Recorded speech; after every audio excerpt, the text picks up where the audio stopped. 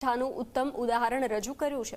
Cancer પીડિત પત્નીનું અવસાન થયાના 3 દિવસમાં જ તેઓ ફરજ પર હાજર થઈ ગયા।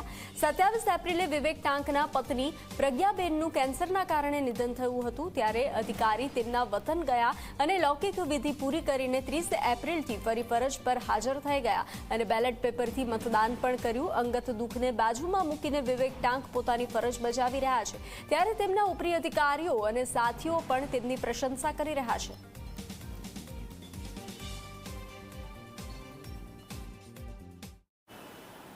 પત્નીનું અવસાન પ્રજ્ઞાનું થયું અને એની જૂનાગઢ ખાતે અહીંયાથી જે અંતિમ વિધિ કરી, અત્યારે એકદમ માથા ઉપર ઇલેક્શનનો છે 7 તારીખે, એટલે એ જોતા અને અત્યારે નાયબ જિલ્લા ચૂંટણી અધિકારી તરીકેની ફરજ છે, તો એ બધું જોતાં મને એવું લાગ્યું કે તાત્કાલિક મારે ફરજ ઉપર હાજર થઈ જવું જોઈએ, એટલે હું ત્રીજા જ દિવસે મેં ઇલેક્શનની ડ્યુટી જોઈન કરેલી છે અને મેં પોસ્ટલ બેલેટથી આવીને વોટ પણ કર્યો છે। સો આઈ અપીલ કે લોકો પણ 7 તારીખે જઈને વોટ કરે।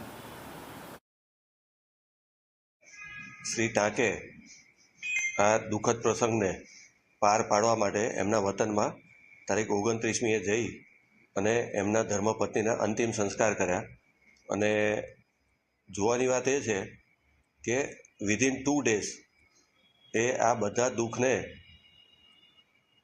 પચાવી જઈને કહીએ કે દુઃખને મનમાં દબાવી દઈને એ પોતાની ફરજ પર ચૂંટણીની જ્યારે બિલકુલ એમ કહેવાય કે 1 અઠવાડિયું પણ માળ બાકી છે, ત્યારે પરાણે બાકી છે, ત્યારે એ પોતાની જવાબદારી સમજીને સ્વયંભૂ એ ફરજ પર હાજર થઈ ગયા છે।